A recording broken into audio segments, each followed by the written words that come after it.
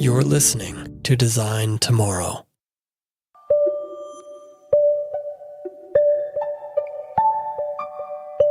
You're listening to Design Tomorrow. I'm Chris Butler, and you know what? Designers are some of the most discontent people I know. This can be a good thing, and it can be a bad thing. Designers are problem solvers. We see flaws quickly. We see opportunities for improvement in everything we experience. We want to fix everything that is broken. We just want to bring order to the world. And yet, the thing that gets in the way of us fixing the world, it's you and me. It's us. So today, we'll talk about what it means for designers to get out of their own way. And I'll share a couple of ways that I've made that not only more possible in my life, but more natural to my day-to-day.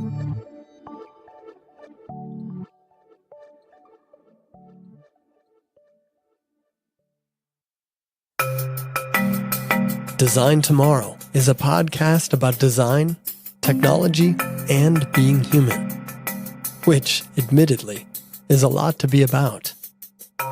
But in all things, we hope to grow in our awareness that what we do and think today can create a better tomorrow. You can follow the show on Twitter, Facebook, and Instagram at Design Tomorrow. Just leave all the vowels out. So that's at DSGNTMRRW. You can also visit the show's website at designtomorrow.co. And if you want to get in touch directly, you can email me at chris@designtomorrow.co. I'd love to hear from you. And now, let's get back to the show. What makes a designer good at what they do? I mentioned earlier that our perception serves us well. We see flaws quickly. We see opportunities for improvement in everything we experience. So of course we are restless. Of course we're not easily satisfied. We can't unsee those flaws.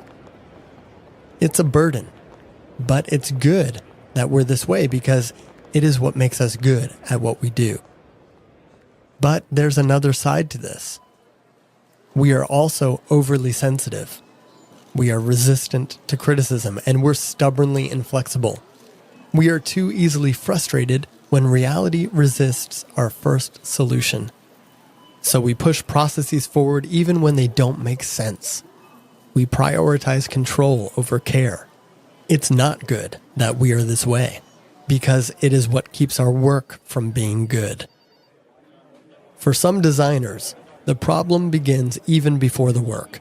The mere existence of the clients from Hell trope speaks to the deeply ironic fact that many of us begin with this baseline resentment toward the very people who give us something to do. We have got to resist this with the same energy and the same urgency with which we seek to shape the world around us. There are bad clients out there, but they're very few. Most are just good people who need more from a designer than a designer is willing to give. In fact, bad clients are more often the work product of bad designers than they are the adversaries of good ones. Thankfully, bad client-making designers are also rare. Most of us begin with empathy for our clients and optimism for their future. But then the discontent kicks in, and I don't mean the good kind. Among the many designers I know, most call themselves problem solvers with this almost holy reverence for the term. And yet, so many become reactively dissatisfied the moment there's resistance to their solution, when that is the very thing they should expect, if not hope for. First solutions are far better at exposing more of the problem than solving it. Now, this shouldn't be a surprise. If the problems we're paid to solve were so easily dismissed, then there'd be far less for us to do. If we value the idea of problem solving as much as we say we do, then we should want the problems to be hard. The alternative would be like an Olympic skier preferring the bunny hill, or for people like us, the very rote factory assembly line system that we hope in our work to avoid. We say we believe that design is giving form to intent, but that means that when the input is the same, and the process is the same, and the output is the same, the word no longer applies. Factory would be more appropriate in that context than design. See, a factory is a post-design mechanism. It produces copies of a solution. Its process is not about problem solving, right? But it's about replication at scale. But most of the time, I see designers force the problems they encounter into their own little factories. Now, we do this because we think we've already solved the problem, and why reinvent the wheel? But we're wrong about that most of the time. And if you don't believe me, consider how often our design projects go over budget because of how long it takes to get it right and satisfy our clients. Perhaps if we hadn't tried to stuff their problem into our existing solution, the project would have been smoother, the outcome would have been better, and the client would have been happier. Not to mention us, by the way, we'd be happier too. Why? Well, because we're designers, we want the challenge. Replicating solutions, there's just no challenge in that. Nor is there any risk, which is, of course, the thing we fear. We fear the hard problems because we fear failing to solve them.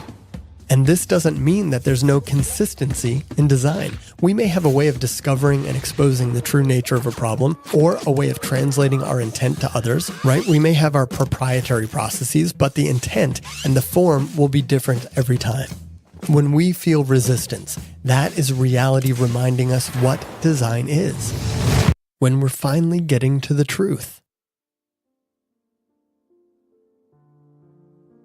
John Cage once said, "I am trying to be unfamiliar with what I'm doing."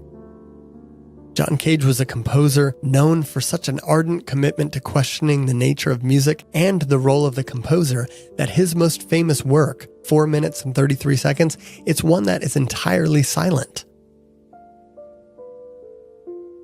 I considered just stopping here and letting the recording go on for another 4.5 minutes in silence just to prove how radical Cage was. But I won't inflict that on you. I think you can imagine how radical silence can be, regardless of how long it is, when you're expecting something else. Instead, let's hear from the composer himself.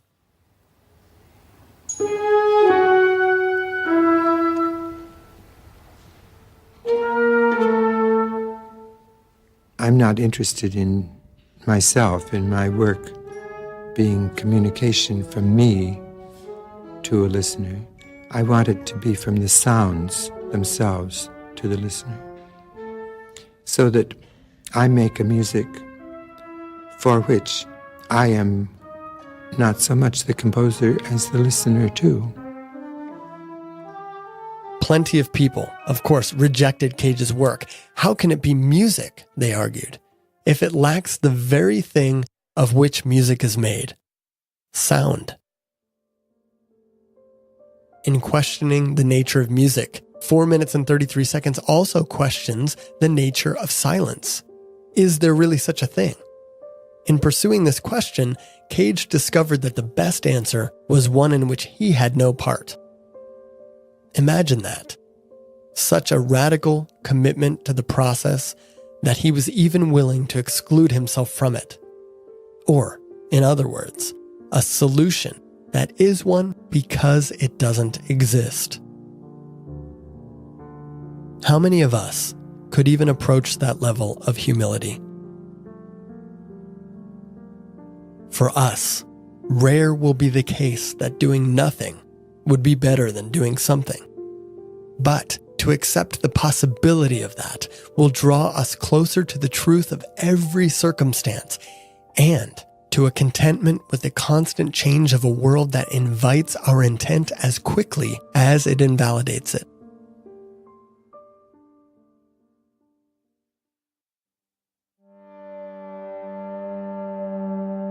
So how can we, as John Cage put it, create unfamiliarity with what we're doing?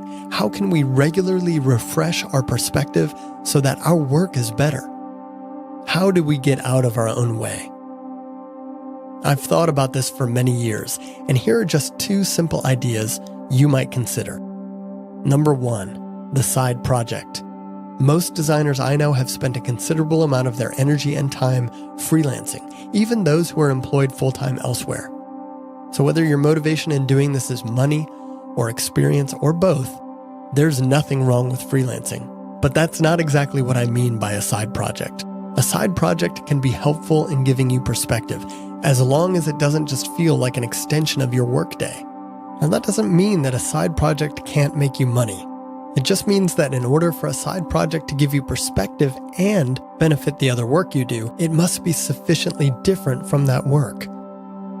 So maybe it's different in its nature, like a handcraft if you spend most of your time on a computer, for example. Or maybe it's different just in terms of what it exposes you to intellectually.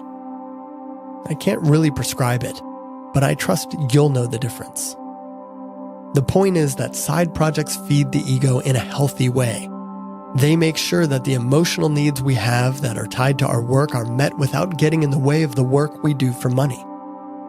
Our jobs put a lot of pressure on us simply by being our source of income, and yet we constantly add to that pressure by bringing other, less practical needs to the table. They cloud our perspective, and they put us, in our worst state, by the way, that need state, in the way of what would otherwise be good work.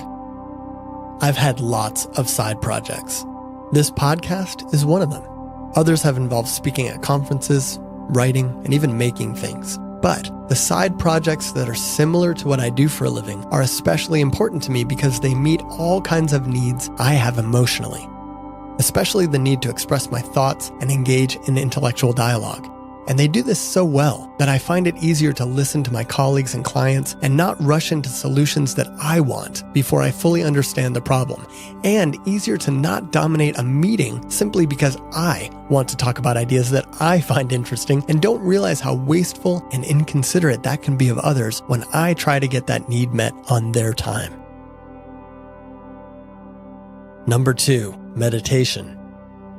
The first one is pretty practical. It assumes a surplus of energy and emotion, and it just gives you a better way to wield them. But meditation is not about that. It's about less, not more. When it comes to meditation, I am a novice. I only started meditating a few years ago. But I can tell you that I noticed positive results in my life pretty much right away.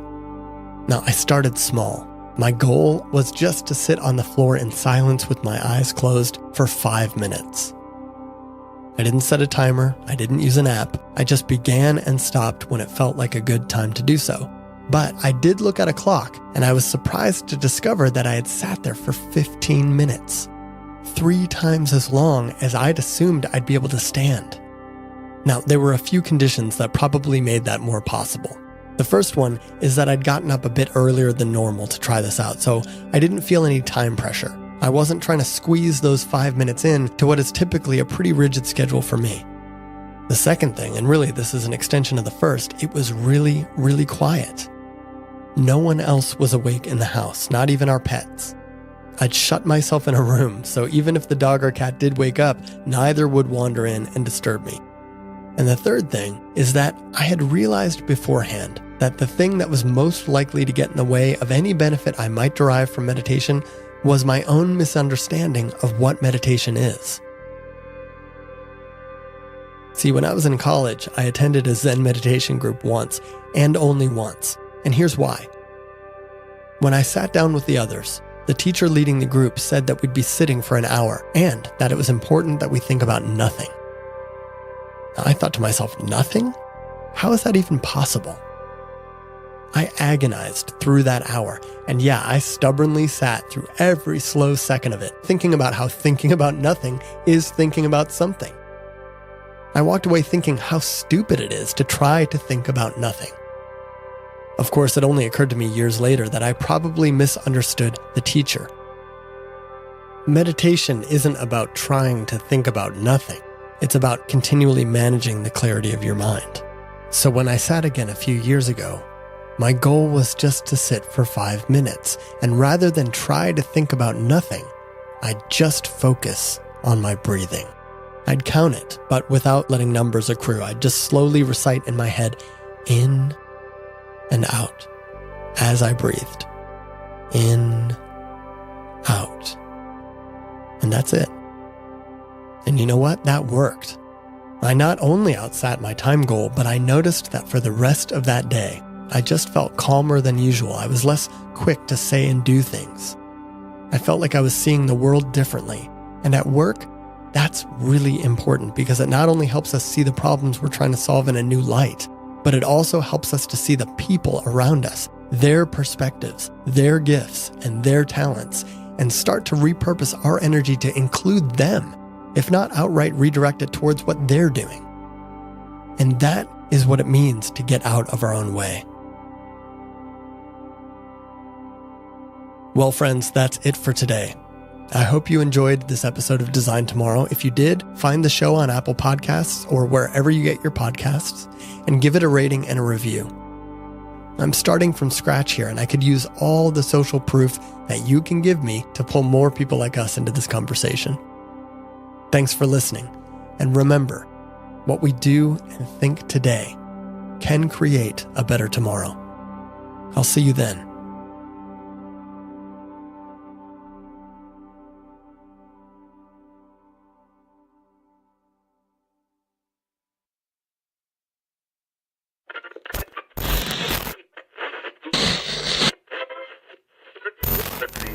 Welcome to the super secret after the credits links section. If you're new to the show, here's how this works. I'm going to read a bunch of links to you, and if you want to click them, you can find them in the show notes right beneath the player. Okay, here we go. Number 1, on The Verge. They featured a story about a startup that uses satellite imagery and, of course, machine learning to predict crop yields. Number 2, there's a video on YouTube that makes a pretty simple point. Stop taking pictures of your food and just eat it. And guess who made this video? IKEA. Number 3, I find the current state of mind-body philosophy and neuroscience so annoying. Because basically, any nonsense is pretty much immediately considered more respectable than the notion that the mind could be separate from the body. Now, if you'd like to read some of that nonsense, the New York Times has it in spades. Number 4, if I ever got a tattoo, I suppose I'd prefer it done by a robot. Number 5, the music video for Ash Kusha's Beautiful is really, really good. You can watch it on Vimeo. And finally, number 6, if you don't have a copy of A Primer of Visual Literacy, you should definitely get one. I refer back to it all the time. I have a beat-up, worn copy that I bought used on Amazon that I'm looking at right now on my desk. And that, my friends, is it. Until next time.